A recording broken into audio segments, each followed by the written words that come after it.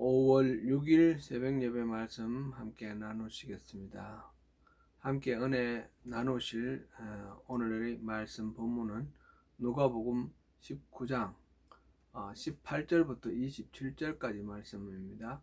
누가복음 19장 18절부터 27절까지 함께 봉독하시겠습니다.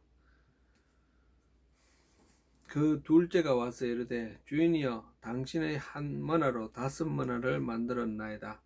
주인이 그에게도 이르되 너도 5고을을 찾아라 하고 또 한 사람이 와서 이르되 주인이여 보소서 당신의 한 머나가 여기 있나이다.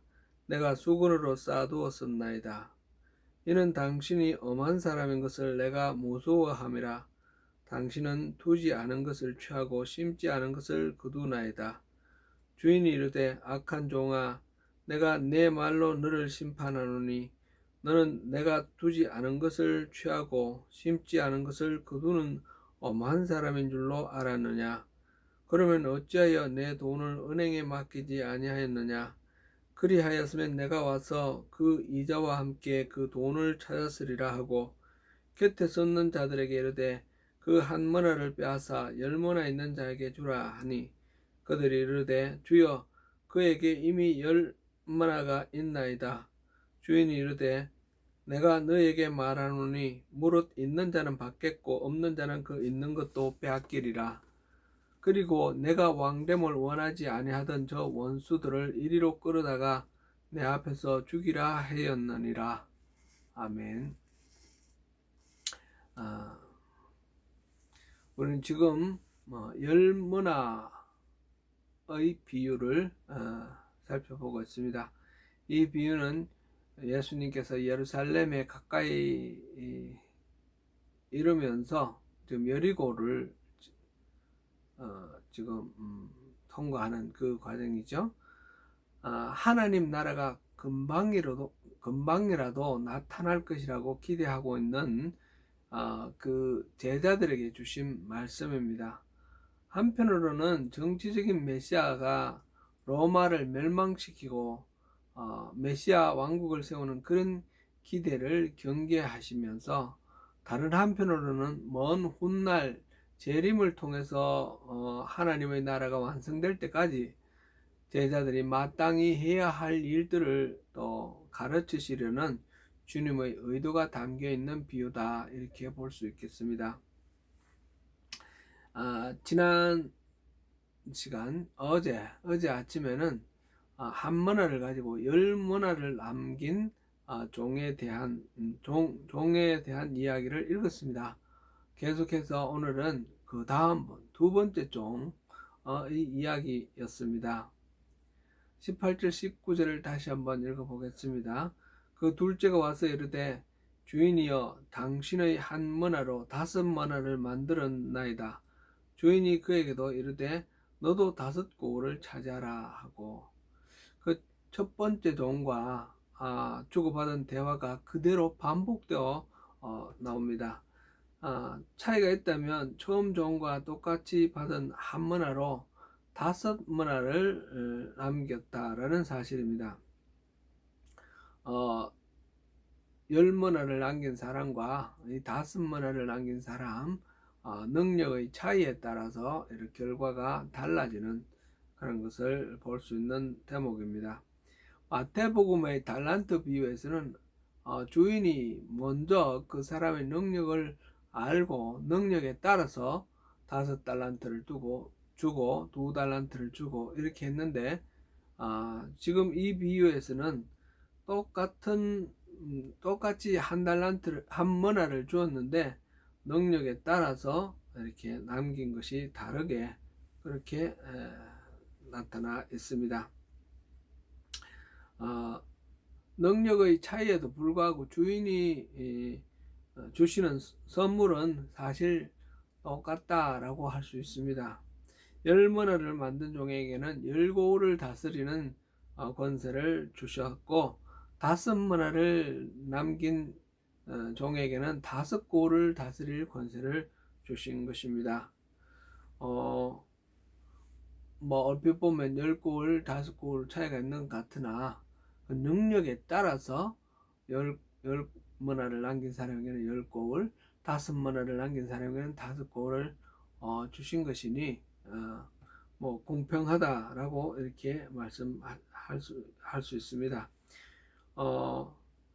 능력은 고려하지 않고 무조건 이렇게 똑같은 대우를 요구하는 것은 그것은 공평하다라고 말할 수는 없는 것입니다.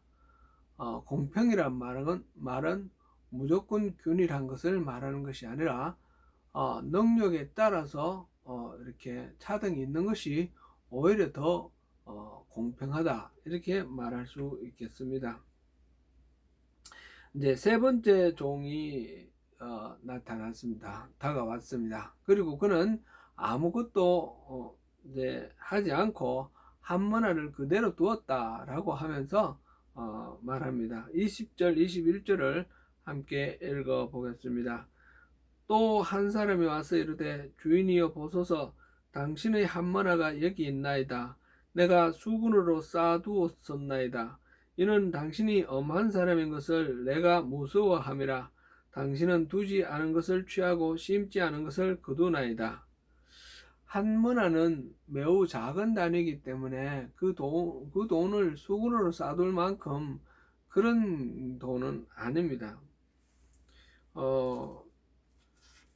잘 보관하게 해 두려고 했다라고 이제 얘기를 하지만 그것은 적절한 말은 아니죠.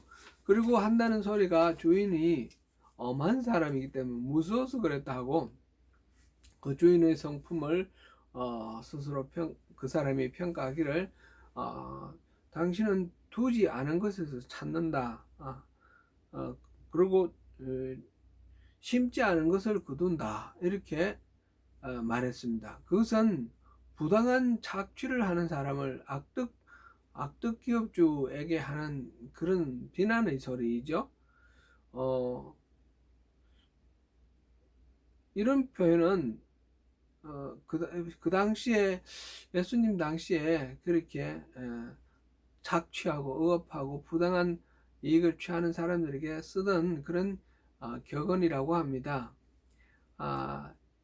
그 말이 사실이라면 주인의 입장에서 주인이 그렇게 한다 그러면 이건 잘못 짚은 것이죠. 주인이 바로 말을 합니다. 나는 너희 말로 가지고 너를 심판하겠다 하면서 그렇다면 내가 그렇게 두지 않은 것에서 거두고 두지 않은 것에서 취하고 심지 않은 것에서 거둔다 그렇게 한다 그러면 너 은행에 맡겨놓고 나중에 이자라도 같이 붙여서 그렇게 돌려줘야지 이걸 그대로 돌려준다는 게 말이 되느냐 그렇게 이제 책망을 합니다.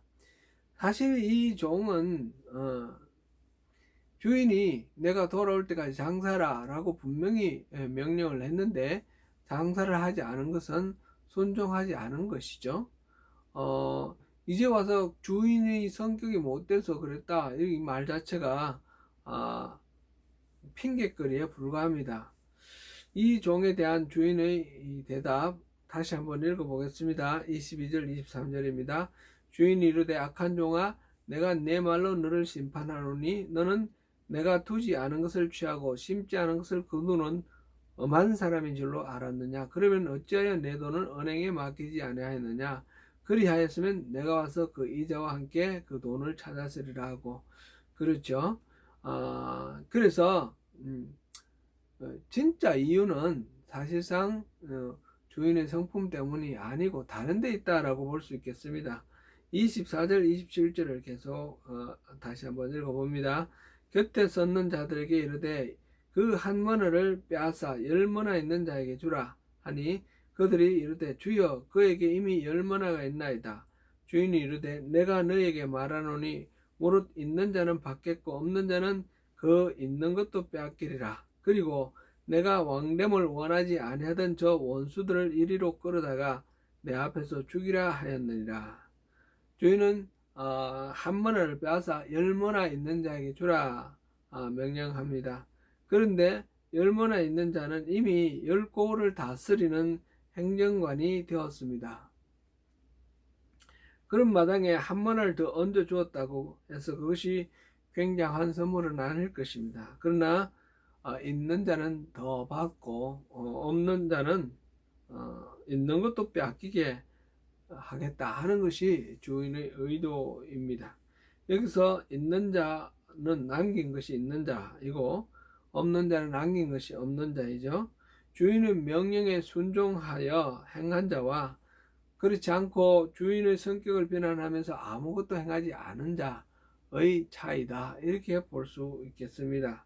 근데 여기서 우리가 남긴 것이 없는 어, 그 종의 진짜 속내가 뭔가라는 것을 여기서 미루어 짐작할 수 있는데 바로 어, 어, 처음 시작할 때 12절에서 어떤 귀인이 왕이 되려고 먼 나라를 갔다라고 했습니다. 왕의 권위를 얻기 위해서 갔었습니다.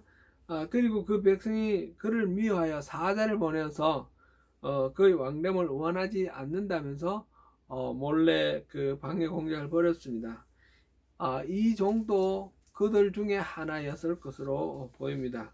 그런 주인이 진짜 왕이 되어 돌아올 것으로 생각하지 못하고 있었던 것입니다. 그래서 주인의 명령에 따라서 그 장사를 하고 해야 되는데 그러지 않고 있다가 주인이 돌아와서 얼떨결에 내놓는 것이 그 주인을 비난하는 말 그것을 변명거리로 내놓았습니다.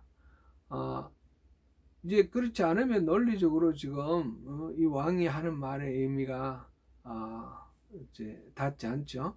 왕은 지금 한 문화를 가진 사람에게 그것을 빼앗아서 열 문화에 주라 그러면서 무릇 있는 자는 받겠고 없는 자는 그 있는 것도 빼앗기리라 하시면서 왕됨을 원하지 아니하던 저 원수들을 이리로 끌어다가 내 앞에서 죽이라 하셨습니다. 이 사람이 왕됨을 원하지 않던 사람, 그 몰래 사자를 보내서 방해 공작을 했던 그 사람들의 무리 중 한 사람으로 이렇게 지금 왕이 그렇게 보고 있음을 우리가 짐작할 수 있습니다. 표면적 이유가 무엇이었던지 간에 이 종은 그 주인이 왕 되는 것을 원하지 않아서 그 공작을 했던 것으로 이렇게 보입니다. 지금 처음 종 10사람에게 한 문화씩 나누어 줬죠. 그런데 첫 번째 종이 와서 10문화를 남겼다고 그랬고 두 번째 종이 와서 다섯 문화를 남겼다고 그랬고 그 다음에 세 번째가 한 문화를 그대로 돌려왔습니다. 나머지 사람 이야기는 지금 없지만 이 중에 어쩌면 대부분이 지금 열심히 해서 열심히 많이 남긴 사람 순수들은 지금 나오고 있으니까 그렇지 않은 사람들 모두 다가 바로 왕이 이 귀인이 왕이 되어서 돌아오는 것을 원하지 않던 그래서 방해하던 사람들일 것으로 이렇게 이제 우리가 짐작할 수 있습니다. 주님의 재림과 연관시켜서 주님이 돌아오실 때까지 이 제자들이 어떻게 살아야 할 것인가 하는 그런 것을 나타내는 비유라고 말씀드렸습니다. 그런 관점에서 이것을 다시 한번 보면 우리 모두에게 하나님은 한 문화씩 주었는데 그 한 문화씩 받은 우리가 주님이 주신 그 한 문화를 가지고 어떻게 우리의 사역을 감당하면서 주님 오실 때를 기다리느냐 하는 그런 태도를 생각하게 합니다. 사람의 능력에 따라서 많이 남길 수도 있고 또 상대적으로 적게 남길 수도 있습니다. 그러나 그것은 문제가 되지 않습니다. 주님이 재림하실 것을 믿고 순종하면서 자기 능력대로 최선을 다해서 일했다는 것이 주님께 중요합니다. 주님은 그렇게 하실 때 주님의 나라에서 그 능력에 맞게 주님의 나라를 함께 다스릴 수 있는 그런 권세를 주실 것입니다. 그러나 아예 순종할 생각이 없는 사람, 그런 사람은 주님과 함께 하나님 나라를 다스릴 수 있는 그 기회를 가질 수가 없습니다. 그런 사람들은 하나님께 비난하고 변명하고 환경을 탓하고 이웃 사람에게 그 탓을 하고 넘깁니다. 그런 사람들은 주님께서 재림하실 때에 구원받을 수가 없고 하나님 나라에 함께 동참하며 하나님 나라에 다스리는 자로 있을 수가 없습니다. 말씀에 순종하는 것만큼 그것이 나의 믿음이다, 이렇게 말할 수 있습니다. 믿음은 실천과 연관되지 않으면 그거는 죽은 믿음입니다. 반드시 믿음은 믿는 만큼 순종하고 따르는 것이 정상입니다. 그 믿음, 순종하는 그 믿음에 따라서 나의 구원이 있는 것이며 그 믿음에 따라서 하나님께서 또한 우리에게 은혜를 베푸시고 또 주님의 사역을 함께 나누실 것입니다. 사랑하는 성도 여러분, 오늘 우리에게 주님께서 당부하시는 말씀은 우리가 받은 한 머나를 가지고 장사하라는 것입니다. 한 머나를 가지고 최선을 다해서 능력이 많고 적고는 따지지 않습니다. 우리가 순종하는 마음을 가지라는 것입니다. 오늘 우리 삶 속에서 주님이 맡기신 사역이 무엇인가 돌아보면서 최선을 다해서 또 주님께 충성하며 살아가는 그런 복된 하루 되시기를 축원합니다.